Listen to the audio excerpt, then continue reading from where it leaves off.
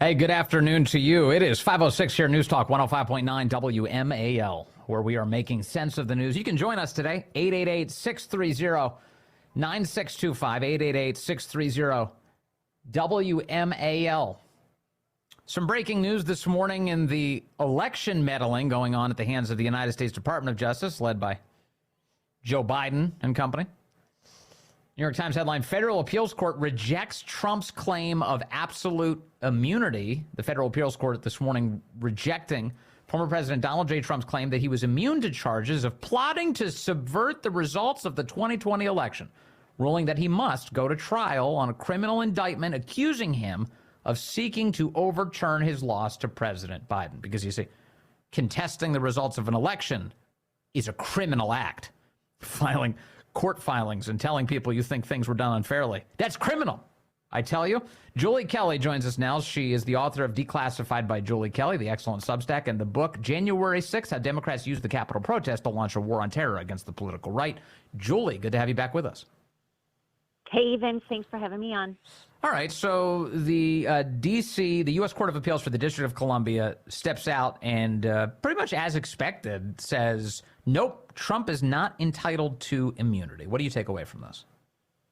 Right, so this is what we expected. We could tell from oral arguments, which took place on January 9th, that all three of these judges, two appointed by Joe Biden, one, by the way, another one, Karen Henderson, who has been on the court for 34 years, appointed by the first President Bush. You could tell from oral arguments, they were really giving Trump's lawyer a hard time. You know, this was sort of a pro forma. They were going to uphold Judge Tanya Chutkan's historic ruling from December, that also concluded that a president can indeed face criminal prosecution. This is all historic, right? This is all groundbreaking. None of this has ever been vetted or considered before. But yet these judges write as if this is a no-brainer, right? They don't even admit today, Vince, in this ruling, in this order, that this is extremely complicated, that this is a historic exercise here. They want to be very cautious and deliberate. Yes. They turned around in 27 days and issued this order under pressure from many in the media, by the way. And this is the direction the country is headed. And these are the people, as you and I have talked, these judges responsible for a very consequential trajectory our country is now going on. Huge. Okay, so I listened to the oral arguments that day. I thought Donald Trump's lawyer ran circles around the judges and everybody involved. He was saying, look, the Constitution has an answer to this. If you really think that the president is guilty of high crimes and misdemeanors, if he dispatches SEAL Team 6 to kill his political opponent, as one of the judges suggested in a hypothetical, then it is the obligation of Congress to impeach and convict the president of the United States for that. And then subsequently, he can be criminally charged if he's convicted by the Senate based on the Constitution of the United States. I thought he did an excellent job of making his case. These judges seem to have summarily dismissed that completely out of hand, and then simultaneously write in their opinion today that Trump's argument before the court is that he is completely unaccountable as president of the United States. That was not his argument. The argument was that there's a proper way to handle that, and it's through Congress. Right, and they dismissed that argument. It's basically the impeachment clause and then also representing double jeopardy because, of course, he was impeached. And he was not convicted by the Senate, so it's basically you go to trial in Congress, and he was essentially acquitted by the Senate. That is what we as Americans have pretty much assumed, that was the way that you were supposed to, high crimes and misdemeanors of a president.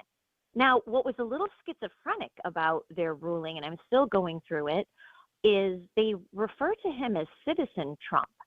Well, the allegations in Jack Smith's 4-count indictment, by the way, and this is not a murder indictment. He's not accused of taking bribes from Chinese officials. He didn't kill anyone. He's not running drugs. These are very, very vague counts that Jack Smith is using, 2 of which, by the way, are already at the Supreme Court and could be reversed by the Supreme Court, how DOJ has been interpreting them. That's a whole other issue. But these are not specific crimes. And so, but they are he is accused of committing these crimes while in office.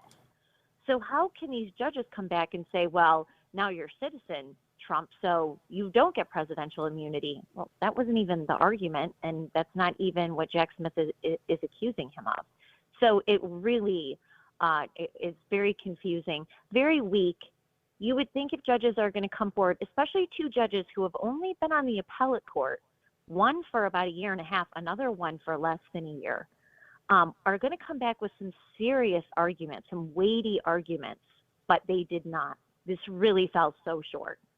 Yeah, it's amazing. So it's funny. So Hillary Clinton can go for years and, use the resources of her party apparatus to allege lies about Donald Trump and then subsequently claim that the election was stolen from her by the Russians and maintain that in perpetuity, never be charged for anything related to that. Donald Trump, in his official capacity as president of the United States, objects to how an election was conducted through court filings and through political rallies, which have historically always been protected First Amendment speech. And he's being charged by Jack Smith. And now the courts that are considering it are pretending like all of this happened while he was not president of the United States in order to maintain a prosecution of him. Right, and there was one passage, and I tweeted this out, something about if these allegations, if true, represent an unprecedented attack on the structure of government. It's just a ludicrous thing to say. It's so sophomoric because, to your point, we could point to so many other recent examples, not the least of which is Russiagate and FISAgate, using all the levers of government power to investigate a presidential campaign and then set up a sitting president, trying to throw him out on phony charges, using the most powerful government agencies, including a secret court, to do that. So the idea that Donald Trump meeting with John Eastman and some other people to figure out what Mike Pence might be able to do on January 6th, that this is so beyond the pale, that this is such a no-brainer, this is such a clear cut of presidential criminality, that no one should even dispute this for a moment. I really think the arrogance of this ruling, what I found the most offensive, that they seriously did not understand or appreciate the gravity of what they are deciding, and simply acting as political actors, which of course we know one of them, Florence Pan, married to a well-known Democratic activist in Washington, D.C. We certainly know that that's her motivation. So very disappointing. And, so now the question is, what happens next? What is the timeline next? Yes. That's what people really want to know. So what's the answer to that? I see that this comes down to whether or not there will be an appeal to the Supreme Court. Right. So this was another political maneuver that the three-judge panel did. And they said, all right, well, we're issuing this. It's going to be on hold, a stay, they call it, until February 12th. Donald Trump only has until February 12th to file an emergency stay with the Supreme Court, pending what, of course, will be his application to get the Supreme Court involved. So his lawyers have 6 days to consider every element of what the court said today, and then offer their rebuttal. Right. Well, not really. They have to file an emergency stay, which will mean they file the emergency stay by Monday, and then the Supreme Court can say, yes, we're going to keep this on hold, basically not kick it back to Judge Chutkan, which will then, restart the January 6th trial. We're going to put it on hold. So the Supreme Court has a few different things that they could do, but think about this timeline that these three judges gave Donald Trump. Where Donald Trump's lawyers going to be on Thursday? They're going to be at the Supreme Court defending him against what happened in Colorado, trying to kick him off the ballot. Yes. So they know that they're compressing. Of course, this has already been a compressed time. The appellate court already issued an expedited calendar. So they had to, file these rush briefs. They had these rushed oral arguments within less than a month after Judge Chutkan issued her ruling. So all of this has happened quick. Why? Because they want to put Donald Trump on trial before the election. Everyone in Washington, Democrat and Republican judges, understand this is a political motivation, and for the most part, all of them are going along with them. So now it really is in the hands of the Supreme Court. What will they do? Will they issue an indefinite stay and wait technically Trump will have 90 days. That's Yes. the typical timeline to apply for cert and have the Supreme Court says, yes, we will grant cert, which means we will hear your case. So it depends on what the Supreme Court does. If they turn around next week and say, okay, yes, we're going to have this stay basically on the proceedings, but you have to file your brief with us in 10 days, then they will be part of this rushed schedule. And it's very likely that they could do that. I don't know. There's something, the United States Department of Justice, on a separate issue, but all related, they have this policy that they call the 60-day rule. They're supposed to delay public actions in the lead up to an election for fear of influencing the outcome of an election through prosecutorial conduct, right? So have you heard anything from the Justice Department that says that they'd be willing to tap the brakes on prosecuting Trump if it gets close to the election? Have they once said anything like that? No, Attorney General Merrick Garland, in an interview about a week or so ago, said the exact opposite. He said, this is out of our hands. We filed the indictments in 2023, one in June, one in August. Now it is in the courts, both courts, Judge Cannon in Florida, Judge Chuck in Washington, D.C. It is in their hands. It is up to them how to proceed with the trial. We have nothing to do with it. So he very clearly distanced himself from any, again, what we've always understood, DOJ policy. But that would be a lie, though, right? But that would be a lie, though, because can't the Justice Department petition the court to consider the policy and say, hey, look, we'd like to delay any further action on this? I mean, I guess they could, but they won't. No, they won't. I mean, you and I have talked about this. This Department of Justice, this special counsel's office, they are not abiding by any traditions, any norms, as they like to call it, that the Department of Justice has tried to adhere to. Of course, they've violated that as well in recent years, related to presidential elections. They've openly interfered, and now they have indicated that they have no problem with Donald Trump being on trial September, October of 2024. In fact, there are timelines going around right now on social media that kind of game out what the Supreme Court could do next, what the potential timelines could be, and how this really could go all the way to a September or October start of the trial. And that is something that Merrick Garland has said, it's out of our hands if that's what happens. And Judge Chutkan makes it clear. Of course, we know she wants to be in charge of this. She has helped perpetuate this as much as she can by also setting this rushed trial schedule. So, of course, she's going to. She's going to say, and she has said, politics in the campaign, the presidential election, that has no consideration in my courtroom. She's made that perfectly clear over and over. She will say that again.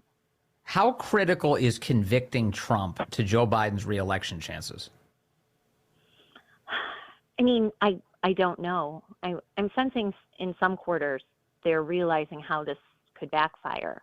And it certainly could not just backfire for Joe Biden and his reelection chances, but all of the Democrats who are up, Democrat senators, House members, in red state senators or swing districts, how these voters are going to respond to having Joe Biden's DOJ have Donald Trump on trial as people are voting, and what these Democrats are going to say, because they probably will get an earful from their constituents like, hey, look, what, especially given the charges in Washington, D.C., these big charges. So I'm not really sure. I mean, if you watch Joe Biden and how he talks about Trump, he's not thinking of any political calculations, I think, even for himself. He has such hatred and contempt for him. I don't think it matters how it may or may not affect his reelection chances. He wants Donald Trump, who he threatens to beat up regularly, including recently again at a fundraiser. He wants him in jail. Yeah, definitely. But I do see they keep looking at these surveys, or at least they keep putting them all over the corporate press, that if Trump were to be convicted, that some meaningful percentage of voters would second guess their support for him. And I do think that even if Biden's not contemplating that, there are definitely people around him who very much think that this is an excellent way to meddle in the election. Yes, that's true. And I'm sure that there is a segment of voters who, all right, well, he's a convicted felon. Right. No, I'm not going to vote for him for president. But also that will really, as you know, fire up his base at the same time. So what will counterbalance that? Yes. And will it?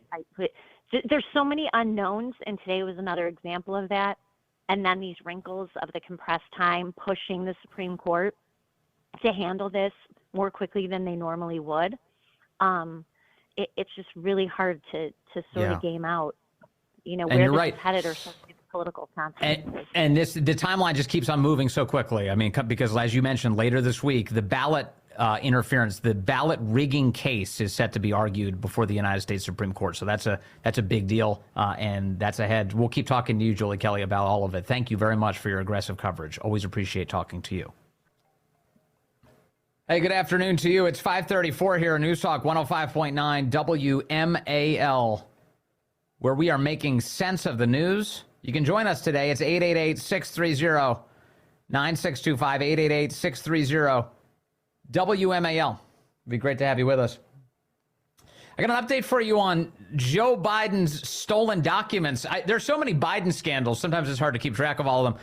Biden, as a United States senator and as vice president of the United States, stole classified documents from the American government and kept them to himself inside of his private residence and offices all around the country. He was deeply reckless. Of course, only one person's been charged for that. That's Donald Trump. He was president of the United States, who had the ability to declassify documents and do with them as he would, as he willed, because he was president, unlike Joe Biden at the time.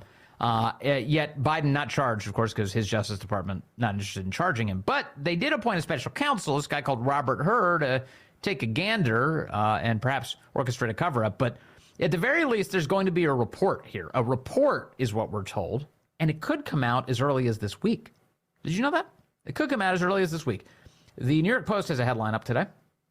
Biden campaign fears DOJ classified docs probe will unearth embarrassing details. That's in quote, embarrassing details. President Biden's 2024 re-election team is worried that a Justice Department report on his retention of classified documents, let me pause here, his theft of classified documents, will unearth embarrassing details, according to a new report. Attorney General Merrick Garland tapped special counsel Robert Hur to investigate the matter on January 12, 2023, following FBI searches of Biden's post-vice presidency Washington, D.C. office and his Delaware mansion for the sensitive files. More than a year later, the Biden camp anticipate Hur's team will release its final report on the classified documents inquiry as soon as this week, with information and photos that could complicate the president's re-election effort, Axios reported. A spokesman for the Biden campaign did not immediately respond to a request for comment. At least a dozen classified files were discovered by Biden's attorneys at his Penn Biden Center think tank office in the nation's capital on November 2nd, some of which related to the United Kingdom, Ukraine, and Iran. How about that? Ukraine and Iran are right there among the stolen classified documents. Nothing to see there, of course. The discovery was not disclosed until after the midterm elections, in which Democrats outperformed expectations. Biden's personal attorney found more intelligence files in the library and garage of the president's Wilmington, Delaware home that December. The FBI searched the office, the home, and Biden's Rehoboth Beach residence between November of 2022 and February of 2023, and additional classified documents were found in the Wilmington location. First son Hunter Biden had access to the files kept next to his dad's 1967 Corvette Stingray. And I do have to say, that is a handsome vehicle. I understand why it's a prized Biden family possession. It's according to photos found on his abandoned laptop, you can see the documents piled up behind the car in the garage, big red circle around them on the New York Post's website. Photos. They were taken the same day he sent a threatening text to a Chinese associate that invoked his father to close a 7-figure business deal on July 30th of 2017. Another photo Hunter snapped earlier that year, showed a box labeled "Important Docs and Photos." It's unclear what it contained, but some reports said the elder Biden may have kept materials to reference in his 2017 memoir, Promise Me Dad. Biden, 81, has dismissed the scandal as a fight over stray papers, saying the files were kept in a locked garage and that he is fully cooperating with Hur's investigation. Yeah, remember, it was in October of last year, Biden apparently sat down for an extensive conversation with Robert Hur at the White House. Nobody was told about it until after it was concluded. In fact, didn't the White House say at the time Biden was busy doing the work of the American people or something? Or he's busy addressing some international crisis. He wasn't doing any such thing. He was talking to Robert Hur. The two of them were sitting down for tea. And so yet another White House lie. There's so many. Unfortunately, the CNN and the Washington Post don't run tickers on all of the lies that Biden tells us. But there are a lot. There are a lot. So Biden stole a bunch of documents, and it doesn't look like any charges are coming, but a report may be coming, and it may include photos, we're told. And the White House is scared. It's so embarrassing. And I don't know. What do you think of this? I don't know what to make of it, other than like, okay, or a slap on the wrist. We've seen photos of the cocaine at the White House, and it didn't really stick in the American consciousness, you know? There was coke left at the White House. Nobody cares. It's like, oh, they conducted the investigation in 7 minutes. There's like, well, we're just never going to be able to find who did this. So I guess that's it. Meanwhile, the feds, we'll have to see if they did this with Biden. I don't think they did, though. I'd be pretty surprised if they did. Did they spread all of the stolen classified documents on the hood of the Corvette just to give you a sense of where these documents were kept? And then they took a photo of it and they included it in their report? I'd be really surprised if that's the case, because at Mar-a-Lago, after the feds raided the former president's home, they rifled through Melania's underwear drawer. What were you doing in the underwear drawer? Why would you even bother with that? You perverts. So they go to Mar-a-Lago, then they break into the storage room, and then they spread all these documents out on the floor, and they take pictures of, not even really documents, they took pictures of cover pages, and then they include them, they send them out to the press, send them out in their reporting, in their filings, in order to make it appear that Donald Trump was locked in an immense scandal. This was before the midterms. Remember that? That was before the midterms. Biden's document scandal, we don't find out until after the midterms. The timing on this was amazing. So the update this week is Biden's campaign fears the release of this report. So if the report actually comes out, we will share it with you. A flashback for another New York Post headline, though, a couple months ago. Do you know the Justice Department spent nearly $23 million as of last year investigating Donald Trump? Do you know how much they spent investigating Biden? $6 million. So $23 million to investigate the former president of the United States, this president's last opponent in the 2020 election, and the current frontrunner for president of the United States. The U.S. government under Joe Biden has exerted at least $23 million, and this is an old story too. This is from earlier this year. So it was January 6th that New York Post published this. $23 million at least so far going after Trump. Just 6 figuring out why Joe Biden stole classified documents. That's it. So that should give you some perspective on what's actually going on in the country right now. Let's see here. Hey, there's a bunch of attention being paid to Tucker Carlson right now. Good old Tucker, my buddy, my old employer. So Tucker has been doing this independent media venture where he interviews all sorts of people, fascinating people. He's just as good as ever. He's doing this in a lot of long form stuff. He does some of his stuff's funny. He does like Q&A with viewers. They send him questions about asking for life advice. I always thought he's a great sort of unsolicited life advice giver. And I don't know if that ever came out on television enough, but it's certainly coming out. They're doing a good job of tapping into that skill set. He's got this, he really does have an unbelievable ability to A, give life advice, and it's good life advice too. It's really smart. And B, no matter where you're from in America, chances are he's probably given a speech within half an hour of your home. So it's this amazing parlor trick he has where he'll ask you, where are you from? And then you'll say, wherever you're from. Doesn't matter. Anywhere in the country. Like, oh yeah. And then he'll name some sort of relevant landmark that's within spitting distance of your home. And you're like, how did you even know about that? He's like, oh, I've been there. I love that place. It's actually crazy. I swear I've seen people a million times. I've seen them be like, oh my God, I did. It's not, he actually knows what he's talking about. So smart guy. Anyway, he's overseas right now, or at least he was. I'm not sure if he's on his way back yet, but he was in Russia. And everyone's going crazy about this on the internet. They think this is, what is he doing in Russia? And of course, the left is accusing him of being Putin puppet. He's a Kremlin stooge. He's a Soviet, whatever. He is like, it's people are crazy, totally crazy. And all Tucker's ever voiced is love for America. I mean, honestly, the guy's a huge patriot, loves the country, and filters all of his judgments through that. His assessment of the news and whether this is in the American interest. Every single thing is about what's good for this country and our people.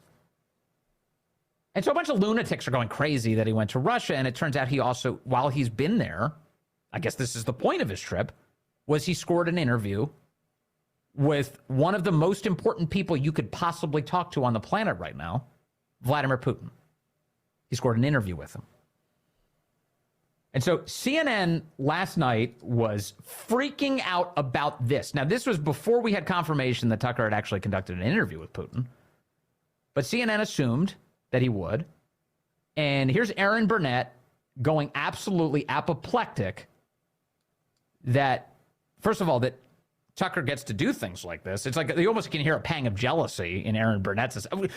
He's not on CNN. He's not on the, what do they call CNN? The worldwide leader in news or whatever they used to call it. It's like, this is CNN. They think of them, the belief is that they're so freaking important. I have studio lights constantly pointed at me. There's a camera. There are cameramen whose names I don't know who point the camera at me. I'm important. So just absolute fury about Tucker overseas. Take a listen. A massive shakeup in Kyiv coming as Putin is trying to court the MAGA GOP in the United States. In fact, one of the leaders of the MAGA GOP is in Moscow tonight. It's the man you see here with the MAGA leader. Does this sound like a newscast to you, by the way? Does any portion of that script, which, you know, obviously some aide wrote for her, does any of that sound like a newscast? The MAGA GOP, a representative for the MAGA GOP was in Russia. Is in Moscow tonight. It's the man you see here with the MAGA leader Donald Trump, Tucker Carlson. Possibly there in Moscow to interview Putin. Definitely. That whole like MAGA thing too, that's just a White House talking point. All of that is like what the Biden campaign wants Aaron Burnett to say, so she does. As a Putin supporting celebrity. Just listen to how Russian state media is breathlessly celebrating his visit. Independent journalist Tucker Carlson has flown to Russia from the U.S. via Turkey to Vnukovo Airport. He saw Spartacus Ballet at the Bolshoi Theater, had lunch in a nice restaurant. This is like Russian TMZ or something. What is this, you know? So they're covering his every movement, which, in fairness, just in terms of like the scale of things as they happen, like Tucker is one of like the most legitimately well-known figures on the planet at this point. Like that does strike me as making sense. Went for a ride around town, rode the subway. He charged his smartphone via USB port. Oh man, these guys are weirdos. He charged his phone via USB port. Aaron Burnett, I think, does make a good point here in a moment, which is like, yeah, I'd be careful. Like, if the Russians are tracking you using a USB port, chances are they're also tracking whatever's flowing through that USB port. And connected to a fast and free Wi-Fi internet. Oh, they warn you not to do that even in, like, McDonald's. They're like, be careful. I don't know if I'd do that in Russia. He charged his phone. Although they're knowing the details about the fact that it was during USB port may give him reason to think twice about all of this. She's right about that. But look at them talking about him like a celebrity. Everything he does on camera, breathlessly repeated. I don't know. What is a celebrity? How do we even define that term? Is it somebody who's super well known? Is that what a celebrity is? Honestly, what is the definition of that? If that's the answer, well, yeah, he's definitely more famous than Aaron Burnett. Like, what is stupid and kind of, You can tell she's bitter about this. Why is Tucker more successful than I am? I'm on CNN. No, it is unclear if an interview between Putin and Carlson will take place. But if it does, it gives Putin a chance to sit down with a big supporter. Okay. Anyway, so Tucker released a video today addressing all of this to some extent. Now, I do wonder if my buddy Sagar and Jetty tweeted about this. Tucker really doesn't need to justify any of this, but he did release a video about why he interviewed Putin. So here's a portion of it. We're in Moscow tonight. We're here to interview the president of Russia, Vladimir Putin. We'll be doing that soon.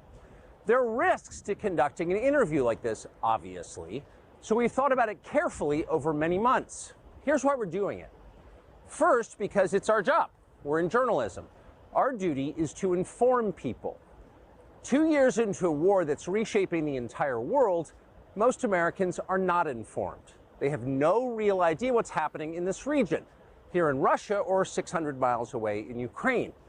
But they should know. They're paying for much of it in ways they might not fully yet perceive.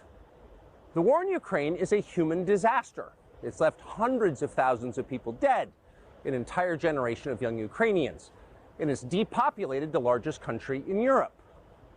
But the long-term effects are even more profound. This war has utterly reshaped the global military and trade alliances, and the sanctions that followed have as well. And in total, they have upended the world economy. The post-World War II economic order, the system that guaranteed prosperity in the West for more than 80 years, is coming apart very fast, and along with it, the dominance of the U.S. dollar. These are not small changes. They are history-altering developments. They will define the lives of our grandchildren. Most of the world understands this perfectly well. They can see it. Ask anyone in Asia or the Middle East what the future looks like. And yet the populations of the English-speaking countries seem mostly unaware. They think that as nothing has really changed. And they think that because no one has told them the truth. Their media outlets are corrupt. They lie to their readers and viewers. And they do that mostly by omission. For example, since the day the war in Ukraine began, American media outlets have spoken to scores of people from Ukraine, and they have done scores of interviews with Ukrainian President Zelensky. We ourselves have put in a request for an interview with Zelensky, and we hope he accepts. But the interviews he's already done in the United States are not traditional interviews. They are fawning pep sessions specifically designed to amplify Zelensky's demand that the U.S. enter more deeply into a war in Eastern Europe. So is he wrong about any of this here? Of course not. He's totally right. He's totally right about all that. So he did an interview with Vladimir Putin, apparently. And, is there precedent here? Well, yeah, all sorts of people. Benny Johnson today on Twitter posted a huge list of all these reporters through the years who've interviewed Putin. The Associated Press in 2013. Bloomberg in 2016, Oliver Stone interviewed Putin for Showtime in 2017, Megyn Kelly for NBC in 2017, Keir Simmons for NBC in 2021, Hadley Gamble for CNBC in 2021. In fact, the media have done this on a routine basis, actually. Is the argument, they didn't know how bad Putin was back then? Like, come on. So, does the guy have an impact on the state of global affairs? Well, you're damn right he does. So we'll see. We'll see what the interview looks like. But in the meantime, he has apparently concluded it. I guess we'll see it soon. And tomorrow on the Vince Coglianese Show, Senator Bill Hagerty is here. Ryan Gerdusky stops by. And you, as always, grateful for your listenership and involvement in this program. Always, always. The great one, Mark Levin, up next here on WMAL.